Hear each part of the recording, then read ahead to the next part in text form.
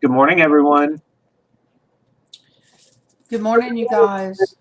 My clapper is broke, so I'll just have to say good morning, you guys. Can you guys hear us well? I need to cut my volume down a little bit. You're muted. Oh, I couldn't tell if you were talking or not. Yeah. All right, you guys. We're going to give it a few minutes. So I figured we would do some announcements this morning. So I haven't been able to send out the newsletter because I owe Microsoft. So until I get that paid, and it'll probably be Friday after auction, I'll be able to start sending the newsletters out again. Good morning, Anne. Another announcement is Friday, we're going to be doing an open interview. So, I'm going to ask questions. You all are free to answer the questions in the chat if you wish, but I'll be answering the questions as well, and I'm pretty sure that Mom would be answering the questions too. Good morning, Joe. And then there will be an auction Friday evening. We're going to do 6 o'clock. I've been doing it at around 3 o'clock in the afternoon, and I think that's just too early for everybody. So we're going to be doing it. Do you guys hear Casey playing, or does he sound, is he cutting in and out?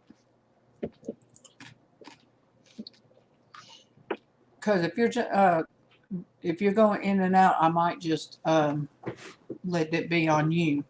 I just don't want it to be, our internet's acting crazy today. I don't know. Can everyone hear us okay?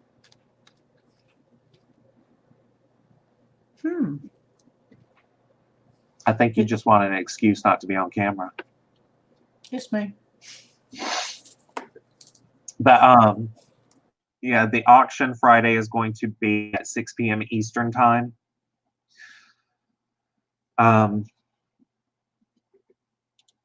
Any other announcements?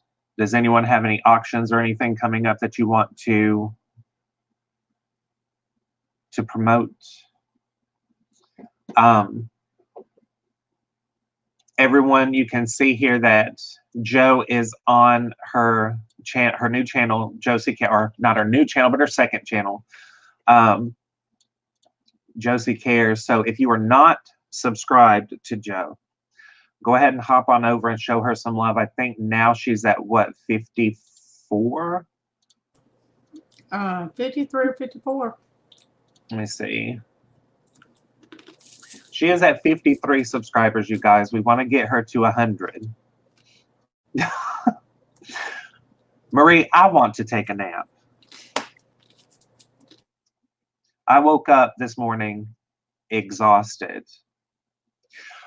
Myra, I saw that I am part of the Facebook group.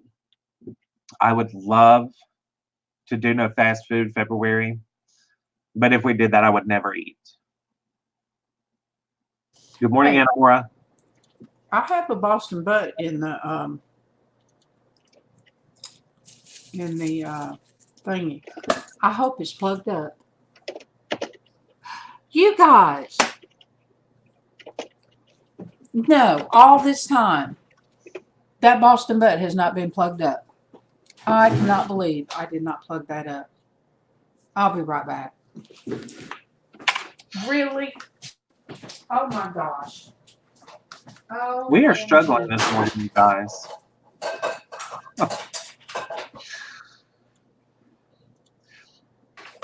Marie, we're not eating, apparently, because Mom forgot to plug in the crock pot. The pot of crock.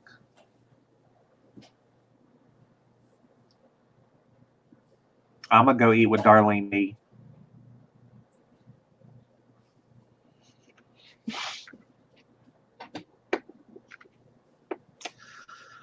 So as we get ready, you guys, I am going to go ahead and post the link for the Bible Gateway for anyone who does not have a Bible and chooses to follow along online. That is absolutely acceptable. There's the link for the Bible Gateway. If you or anyone you know needs a Bible, please let us know. We've got several Bibles that we can send out. We do not charge you for the Bible. We do not charge you shipping. Or even if you want one that you can give to somebody, we need to start keeping some in our car again. Oh, bless your heart, Joe. I get violent if I don't have enough sleep and I have to do things.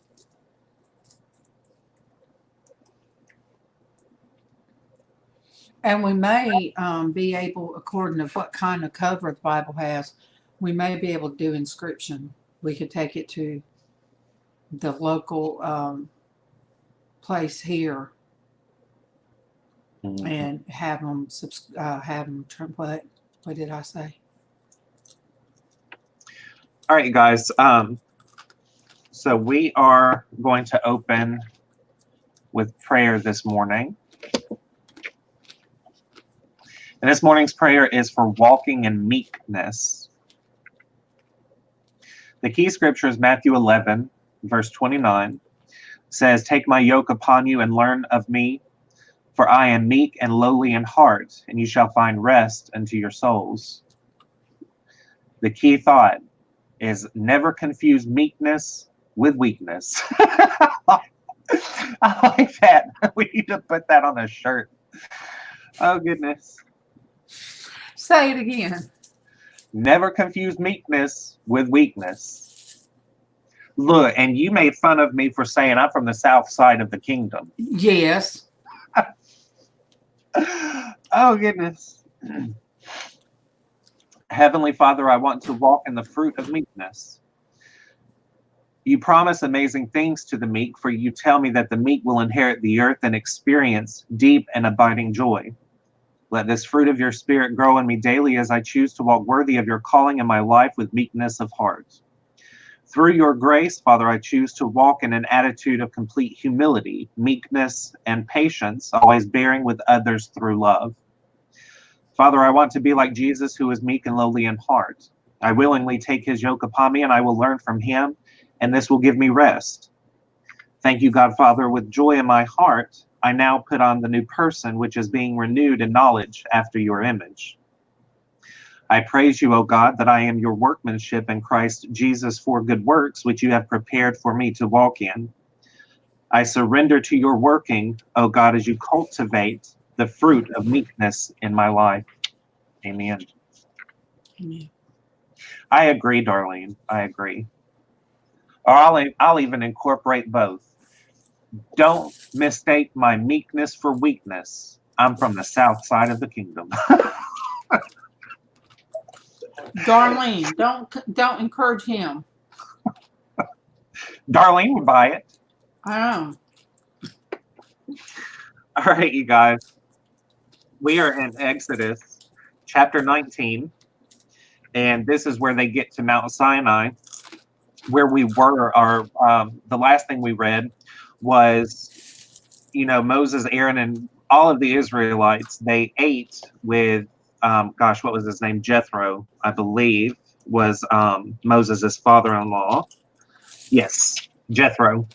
And Jethro told Moses, said, "Why are you doing all of this work alone? You are playing, leader, judge, jury, all of that." And he said, "Divide the responsibilities among the people and appoint judges for common things that are deep and spiritual in nature. They will bring them to you." He is basically the intermediary between the Israelites and God. But petty arguments were handled by the judges. Oh,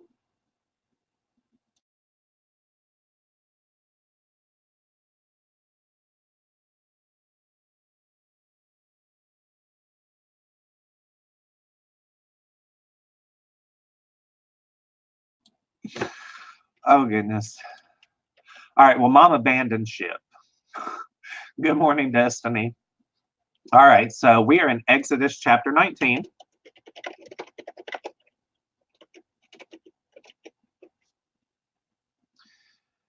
And they're now at Mount Sinai. Chapter 19 says, on the first day of the third month, after the Israelites left Egypt on that very day, they came to the desert of Sinai.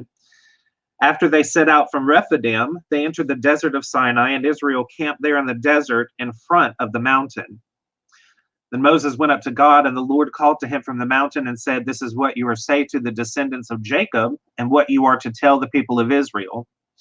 You yourselves have seen what I have done to Egypt, and how I carried you on eagle's wings and brought you to myself.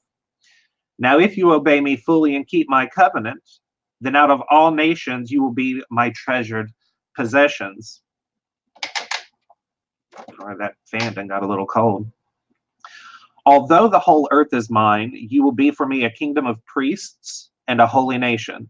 These are the words you are to speak to the Israelites. So Moses went back and summoned the elders of the people and set before them all the words of the Lord had commanded him to speak. The people all responded together, we will do everything the Lord has said.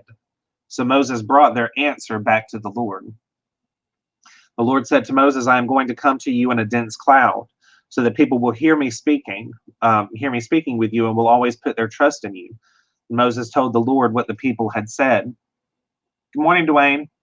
Absolutely, Destiny.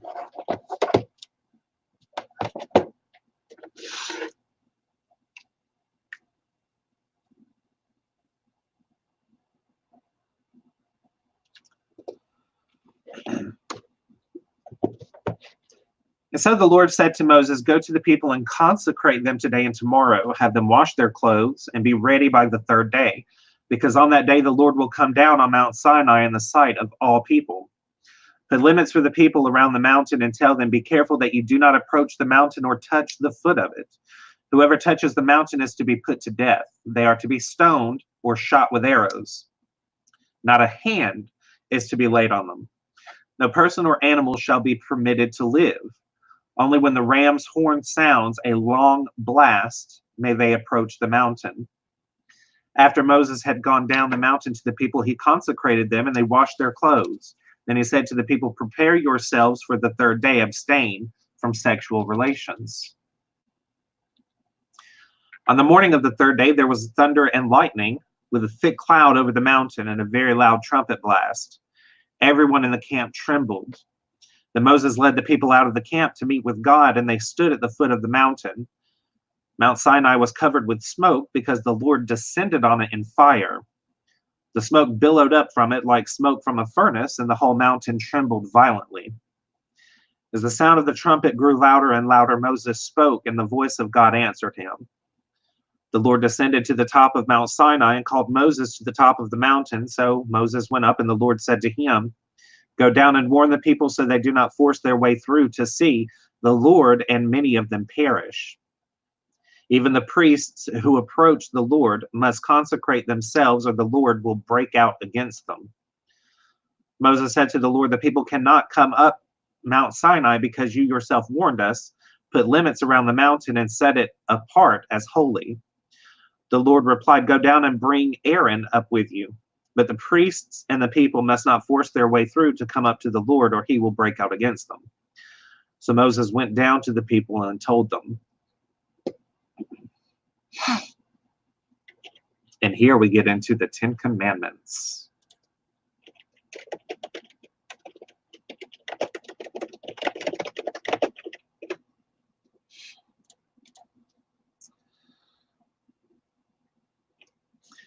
So God spoke all these words.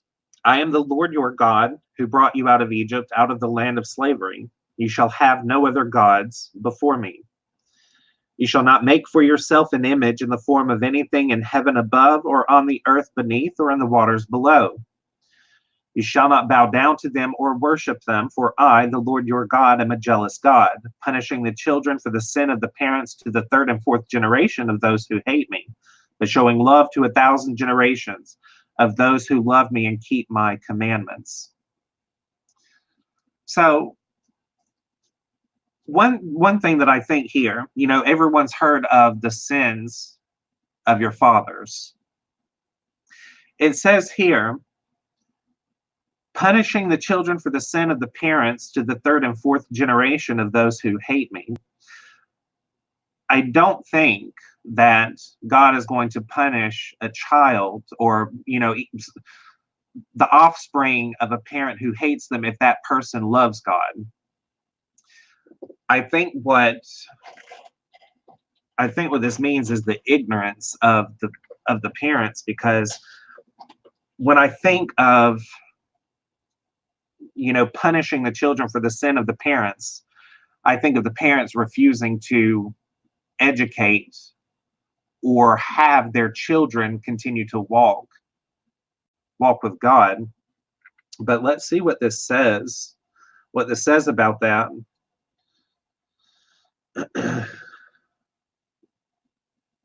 Where is it at?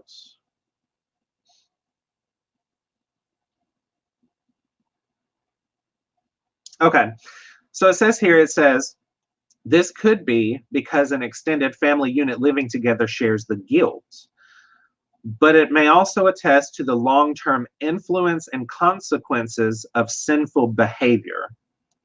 The third and fourth generation is the largest conceivable extended family, but it may also define the extent of direct influence any individual might possibly have.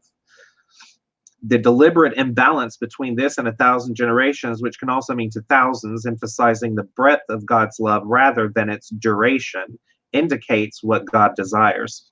So really, people think that, I'm going to be punished for the sins of my father. There's no way to get over that. That's not saying that you're going to be punished by what, your fathers did.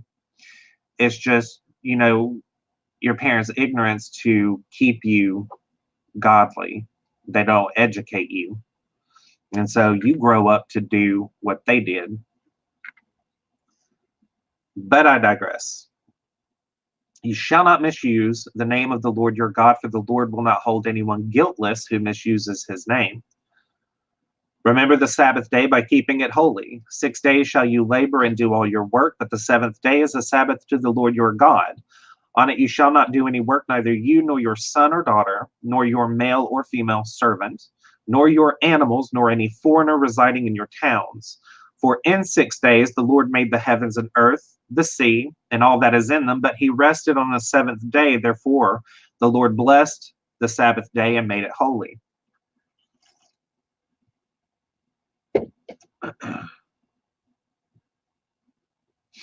Honor your father and your mother, so that you may live long in the land the Lord your God is giving you. You shall not murder, you shall not commit adultery, you shall not steal, you shall not give false testimony against your neighbor. You shall not covet your neighbor's house, you shall not covet your neighbor's wife or his male or female servant, his ox or donkey, or anything that belongs to your neighbor. When the people saw the thunder and lightning and heard the trumpet and saw the mountain in smoke, they trembled with fear. They stayed at a distance and said to Moses, "Speak to us yourself and we will listen, but do not have God speak to us or we will die." Moses said to the people, "Do not be afraid. God has come to test you so that the fear of God will be with you and keep you from sinning." The people remained at a distance while Moses approached the thick darkness where God was. Now we're into the idols and altars. Then the Lord said to Moses, "Tell the Israelites this, you have seen for yourselves that I have spoken to you from heaven. Do not make any gods to be alongside me. Do not make for yourselves gods of silver or gods of gold. Make an altar of earth for me and sacrifice on it your burnt offerings and fellowship offerings, your sheep and goats and your cattle. Wherever I cause my name to be honored, I will come to you and bless you. If you make an altar of stones for me, do not build it with dressed stones, for you will defile it if you use a tool on it," meaning use raw stones. "And do not go up to my altar on steps, or your private parts may be exposed." So, this here is going into explaining again, do not make an altar by your own hands. Don't fashion steps because you have to do that, unless they were natural steps. Don't use cut stones because you yourself are fashioning the stones. Use raw material. Now we get into chapter 21 regarding the Hebrew servants.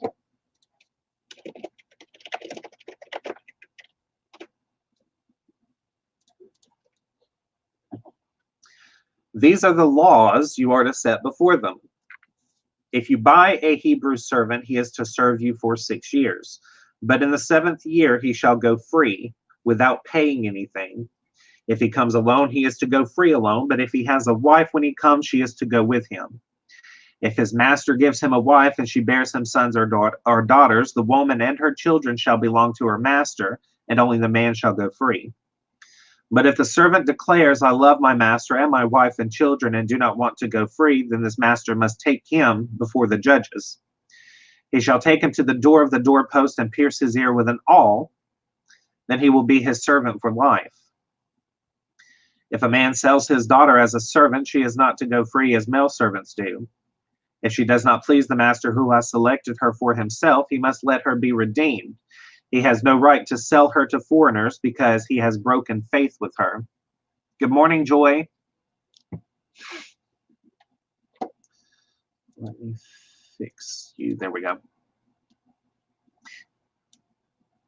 Where were we at? Okay. Verse 9. If he selects her for his son, he must grant her the rights of a daughter.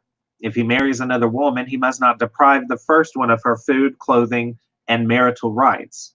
If he does not provide her with these things, she is to go free without any payment of money. Now we get into personal injuries. Anyone who strikes a person with a fatal blow is to be put to death. However, if it is not done intentionally, but God lets it happen, they are to flee to a place I will designate. But if anyone schemes and kills someone deliberately, that person is to be taken from my altar and put to death. Anyone who attacks their father or mother is to be put to death. Anyone who kidnaps someone is to be put to death, whether the victim has been sold or is still in the kidnapper's possession. Anyone who curses their father or mother is to be put to death. If people quarrel and one person hits another with a stone or with their fist, and the victim does not die but is confined to bed, the one who struck the blow will not be held liable if the other person can get up and walk around outside with a staff. However, the guilty party must pay the injured person for any loss of time and see that the victim is completely healed. Anyone who beats their male or female slave with a rod must be punished if the slave dies as a direct result. But they are not to be punished if the slave recovers after a day or two, since the slave is their property. If people are fighting and hit a pregnant woman as she gives birth prematurely, but there is no serious injury, the offender must be fined whatever the woman's husband demands and the court allows. But if there is serious injury, you are to take life for life, eye for an eye, tooth for a tooth, hand for hand, foot for foot, burn for burn, wound for wound, and bruise for bruise. An owner who hits his male or female slave in the eye and destroys it must let the slave go free to compensate for the eye. And an owner who knocks out the tooth of a male or female slave must let the slave go free to compensate for the tooth. If a bull gores a man or woman to death, the bull is to be stoned to death, and its meat must not be eaten. But the owner of the bull will not be held responsible. If, however, the bull has had the habit of goring and the owner has been warned, but has not kept it pinned up, and it kills a man or a woman, the bull is to be stoned, and its owner is also to be put to death. However, if payment is demanded, the owner may redeem his life by the payment of whatever is demanded. This law also applies if the bull gores a son or daughter. If the bull gores a male or female slave, the owner must pay 30 shekels of silver to the master of the slave, and the bull is to be stoned to death. If anyone uncovers a pit or digs one and fails to cover it, and an ox or donkey falls into it, the one who opened the pit must pay the owner for the loss and take the dead animal in exchange. If anyone's bull injure injures someone else's bull and it dies, the two parties are to sell the live one and divide both the money and the dead animal equally. However, if it was known that the bull had the habit of goring, yet the owner did not keep it pinned up, the owner must pay animal for animal and take the dead animal in exchange. Now we get into protection of property.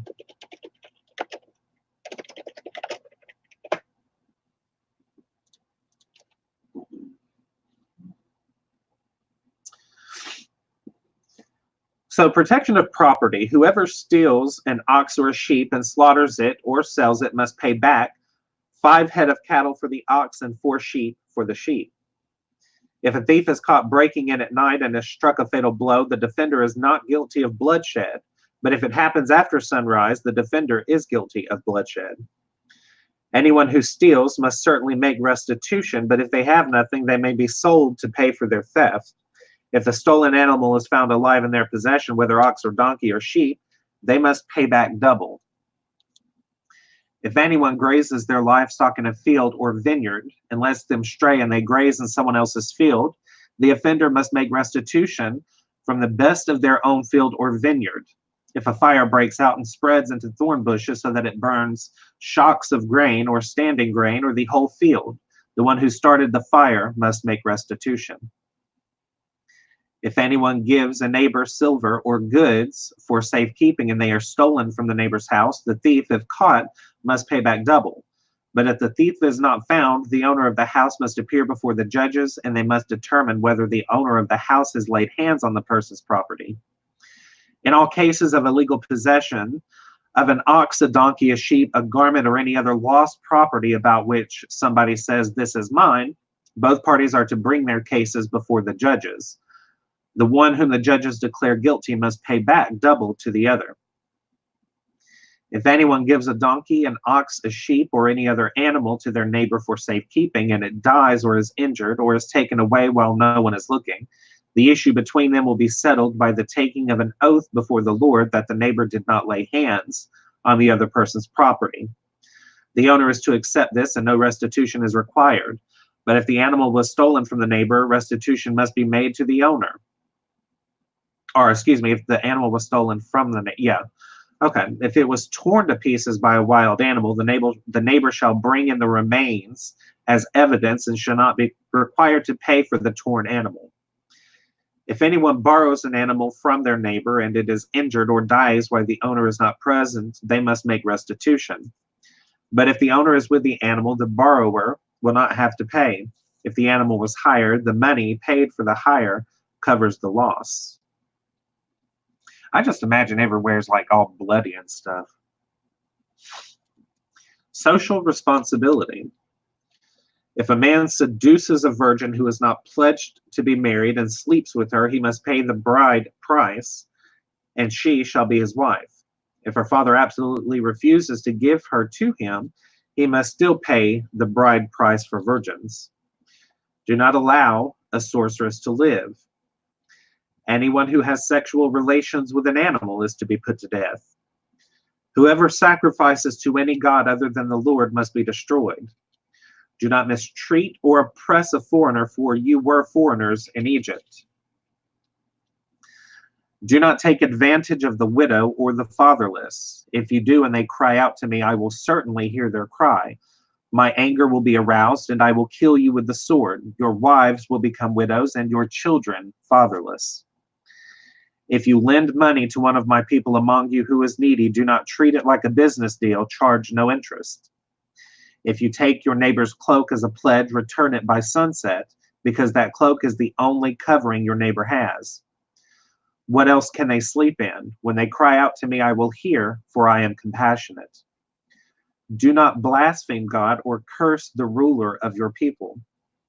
Do not hold back offerings from your granaries or your vats. You must give me the firstborn of your sons. Do the same with your cattle and your sheep. Let them stay with their mothers for 7 days, but give them to me on the 8th day. You are to be my holy people, so do not eat the meat of an animal torn by wild beasts. Throw it to the dogs. Now here, when it says you must give me your firstborn of your sons, that doesn't mean that they're going to sacrifice their firstborn sons. That the 8th day is when they circumcised the males.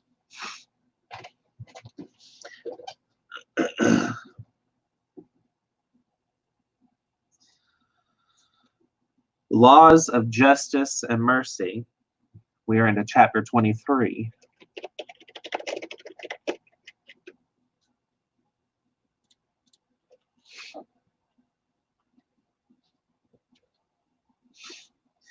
Do not spread false reports. Do not help a guilty person by being a malicious witness.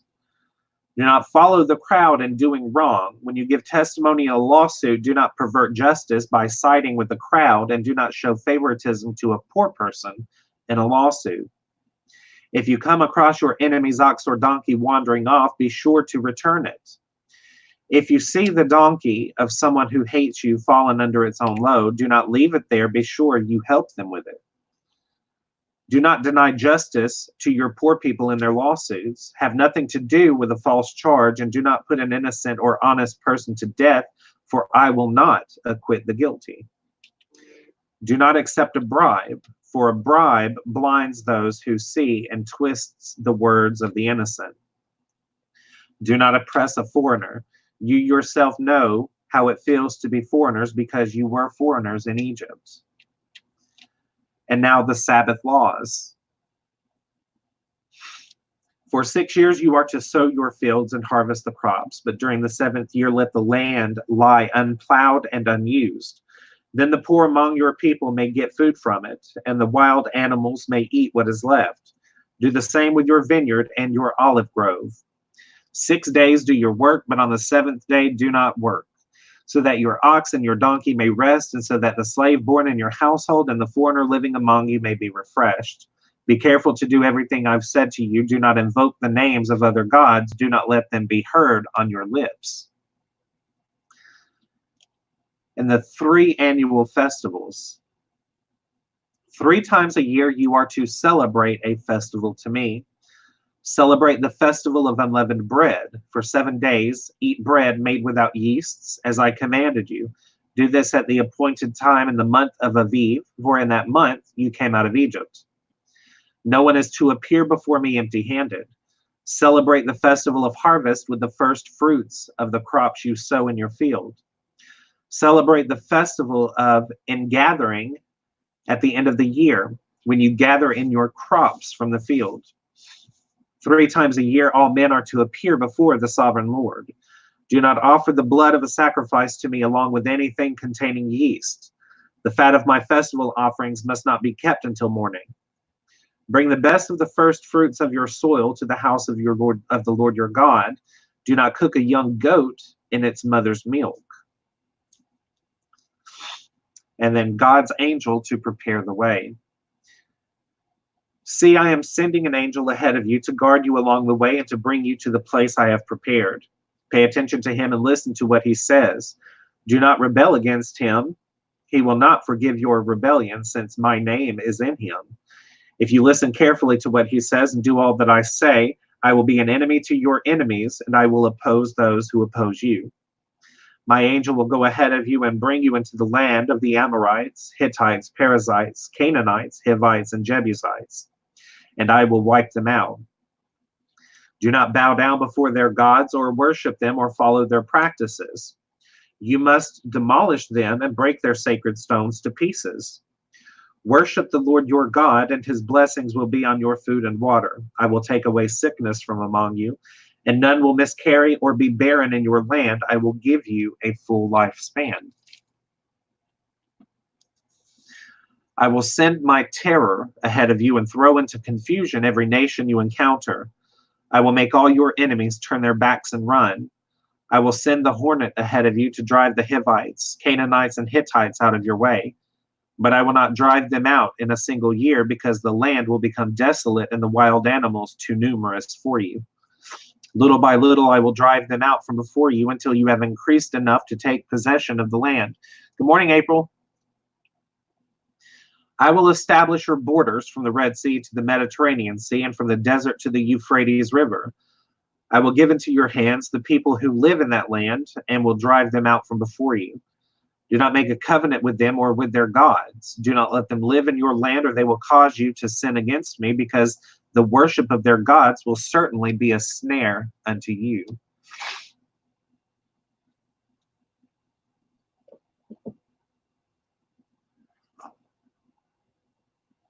Now we are in chapter 24.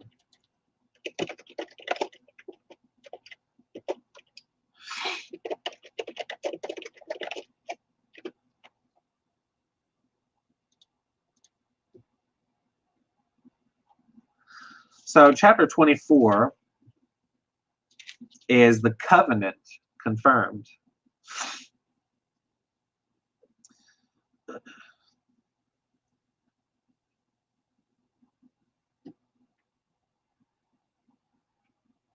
Myra, the area where you said it'll take you from the Mediterranean Sea to the Euphrates River, you said that area was called the Lament. That's interesting. Good morning, Mama. So chapter 24 says, Then the Lord said to Moses, Come up to the Lord, you and Aaron, Nadab and Abihu, and 70 of the elders of Israel. You are to worship at a distance, but Moses alone is to approach the Lord. The others must not come near, and the people may not come up with him. When Moses went and told the people all the Lord's words and laws, they responded with one voice, Everything the Lord has said we will do. Moses then wrote down everything the Lord had said. He got up early in the next morning and built an altar at the foot of the mountain and set up 12 stone pillars representing the 12 tribes of Israel. Then he sent young Israelite men, and they offered burnt offerings and sacrificed young bulls as fellowship offerings to the Lord. Moses took half of the blood and put it in bowls, and the other half he splashed against the altar. Then he took the blood of then he took the book of the covenant and read it to the people. They responded, We will do everything the Lord has said. We will obey. Moses then took the blood, sprinkled it on the people, and said, This is the blood of the covenant that the Lord has made with you in accordance with all these words.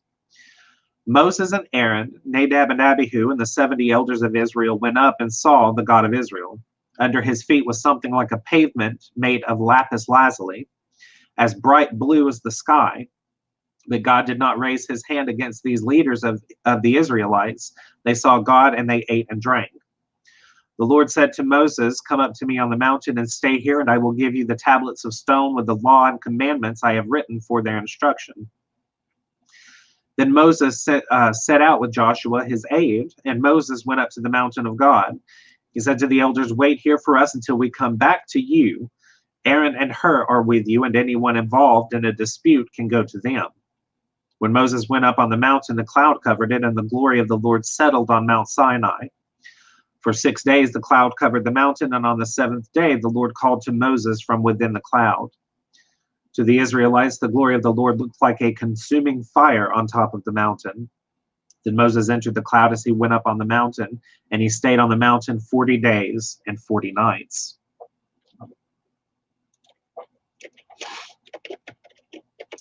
That brings us to chapter 25.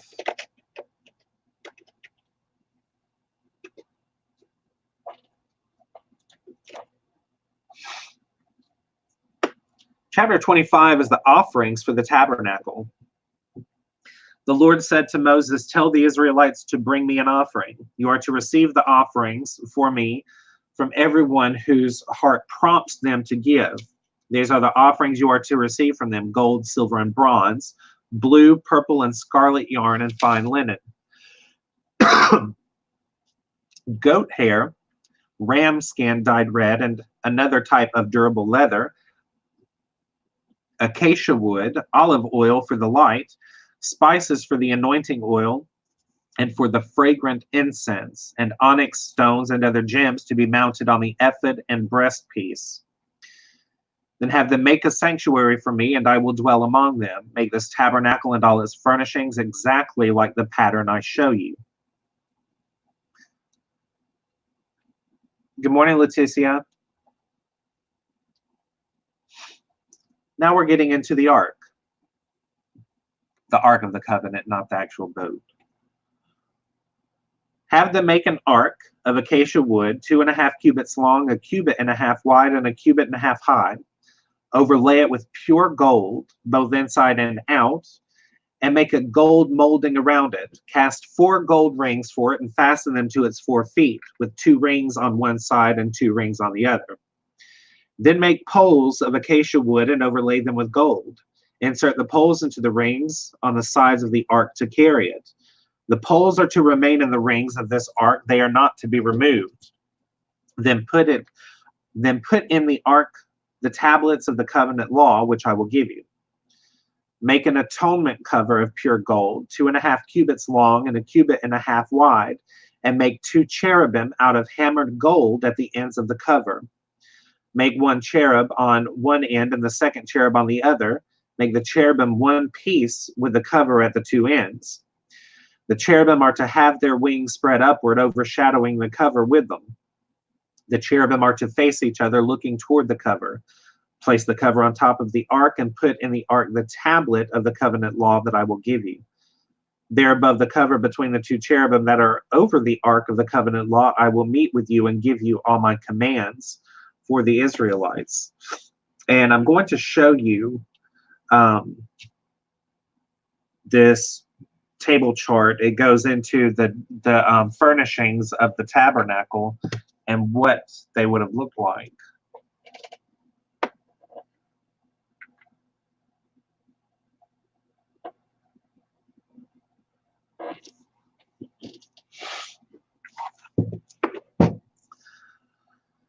So now the table. Make a table of acacia wood, 2 cubits long, 1 cubit wide, and 1.5 cubits high. Overlay it with pure gold and make a gold molding around it. Also make around it a rim, a handbreadth wide, and put a gold molding on the rim. Make 4 gold rings for the table and fasten them to the 4 corners where the 4 legs are. The rings are to be close to the rim to hold the poles used in carrying the table. Make the poles of acacia wood, overlay them with gold, and carry the table with them. And make its plates and dishes of pure gold, as well as its pitchers and bowls for the pouring out of offerings. Put the bread of the presence on this table to be before me at all times. Now the lampstand.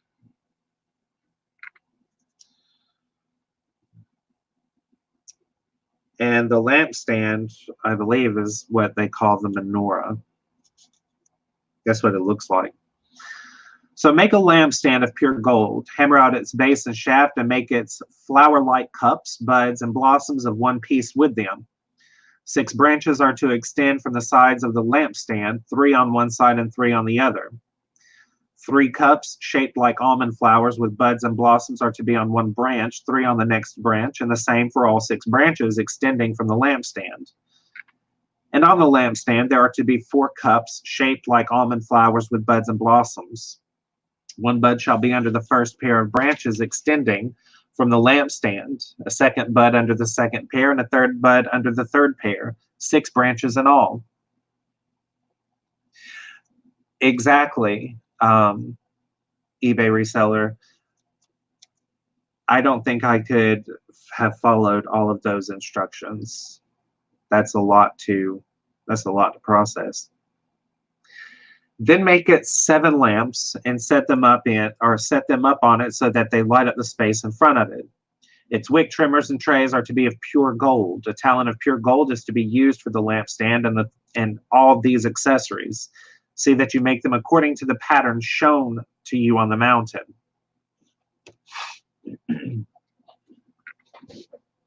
And now we get into the tabernacle.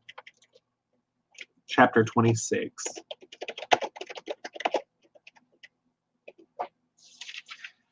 And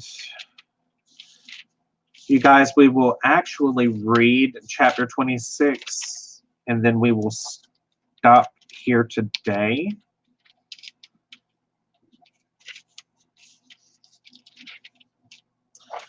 So Exodus chapter 26 is the instructions for building the tabernacle.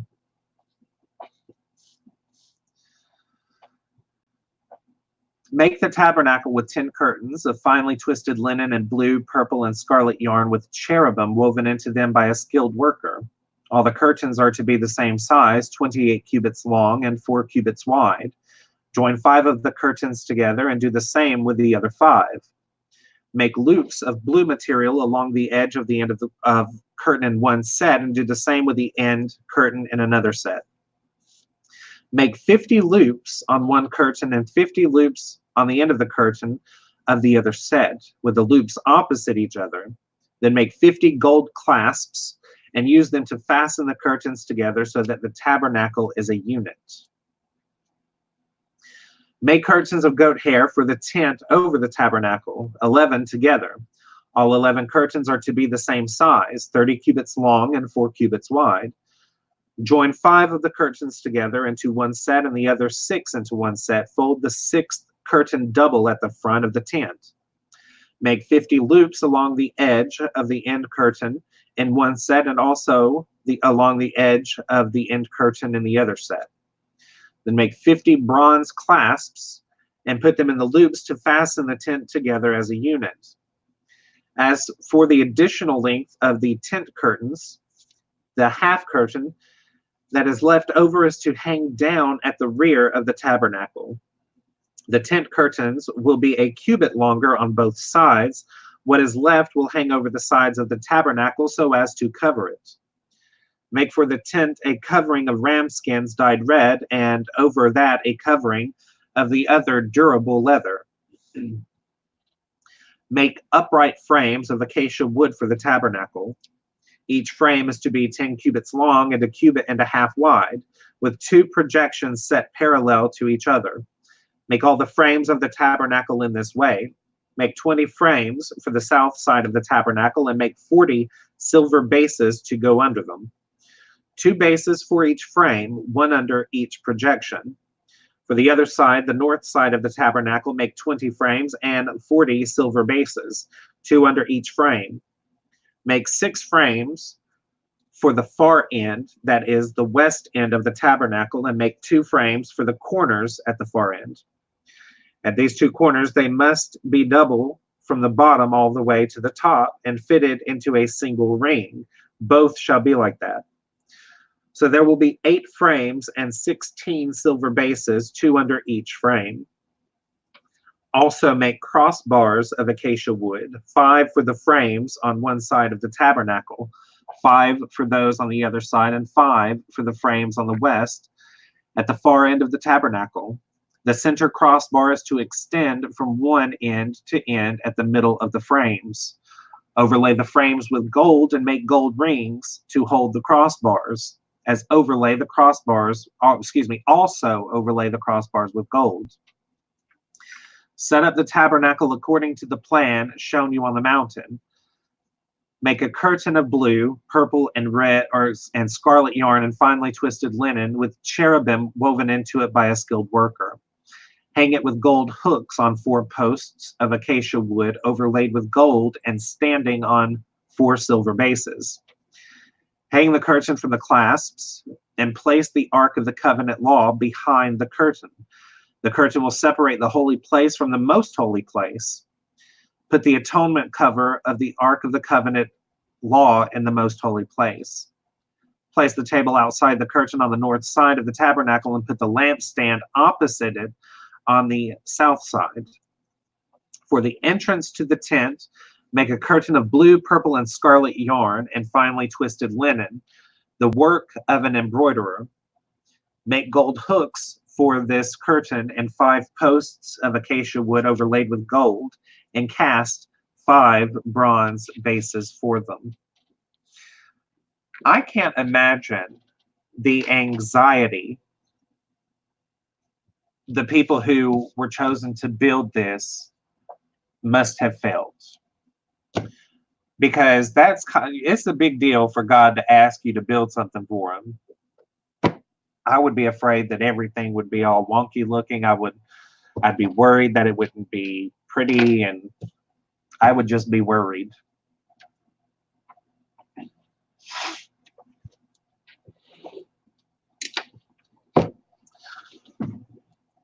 All right, you guys. So we are going to take prayer requests here.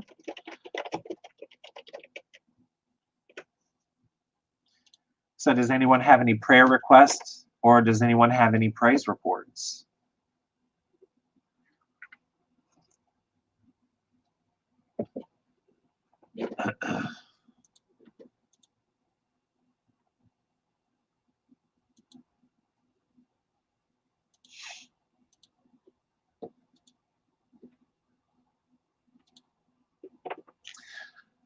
Good morning, Mary.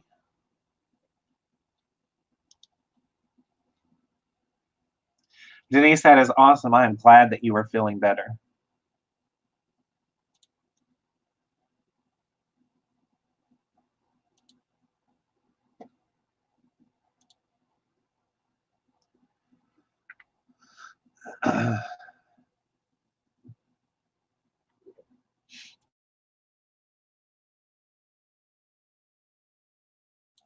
Good morning, Raven.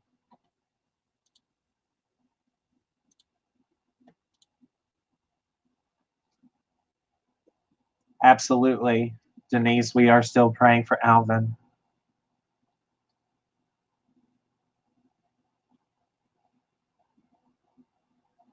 Absolutely, Marie.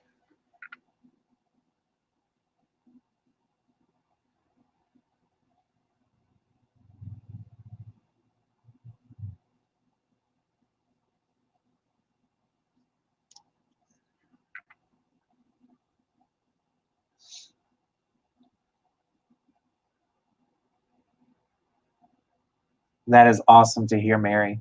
I remember when Mama had shingles, it was gnarly.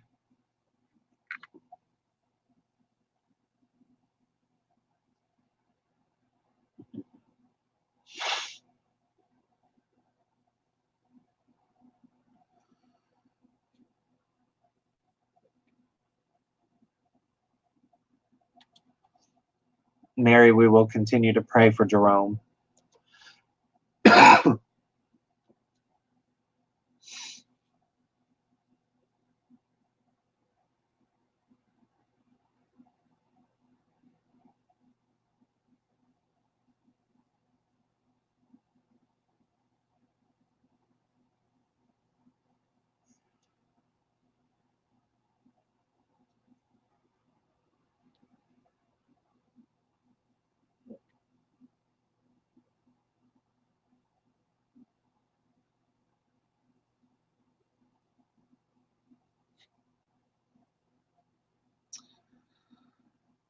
And I'm trying to think if there were any prayer requests that anyone has sent me.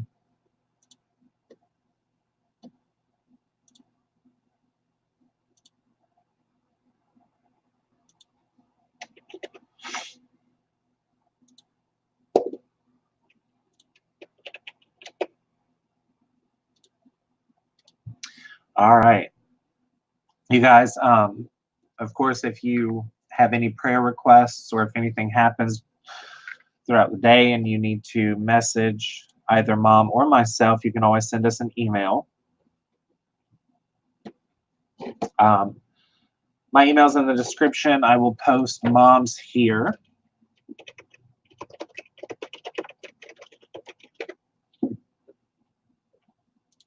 That is Mom's. So if something happens, you want to add it to the prayer list or anything, just send us a message and we will add to the prayer list. Does anyone have any announcements?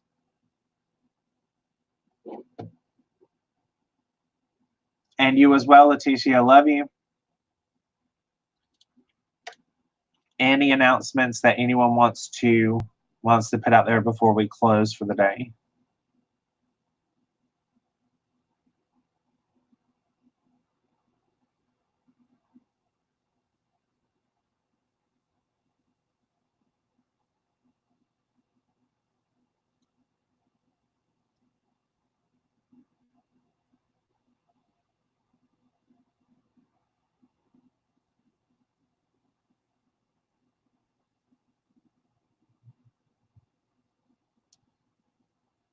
All right.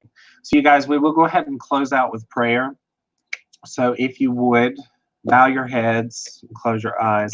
I'm going to ask for prayer. Pray for me because we got to go to the store after this, and I don't like going into the store. I don't like being in public with a whole bunch of people, especially with a whole bunch of sick people. So I need prayer. All right. So bow your heads, close your eyes. We'll go ahead and close out with prayer today.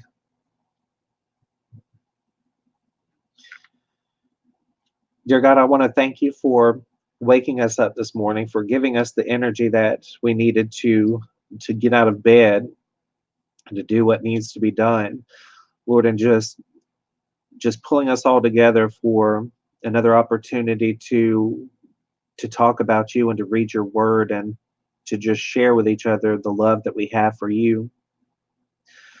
Lord, I ask that as we all go on our separate ways, that you be with us in our mind and in our body and spirit. Lord, keep us from saying things that put other people down, or keep us from listening to or sharing gossip. Lord, I ask that nothing we do is any way unbecoming of how we should be or how we should act. Lord, we read about the laws that you've given the Israelites, and really you've given us laws of how we should conduct ourselves and how we should interact not only with you but with everyone else. Lord, you know that you tell us that we should pray for our enemies. We should be kind to the people who've done us wrong. We should forgive the people who've done us wrong.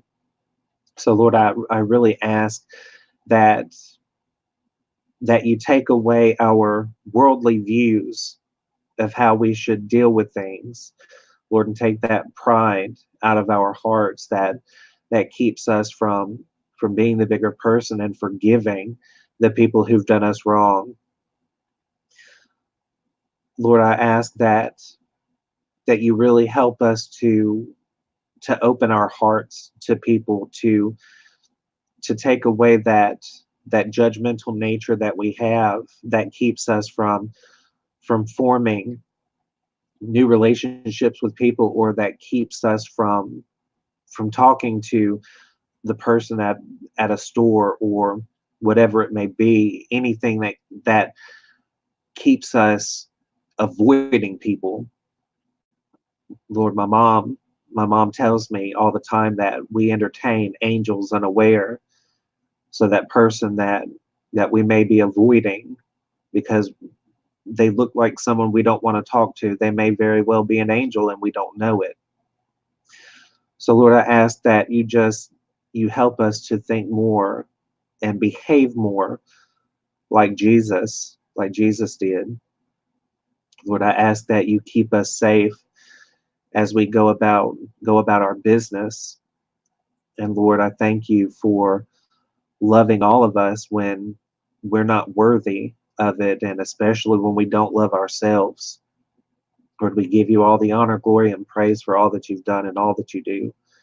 In Jesus' name, amen.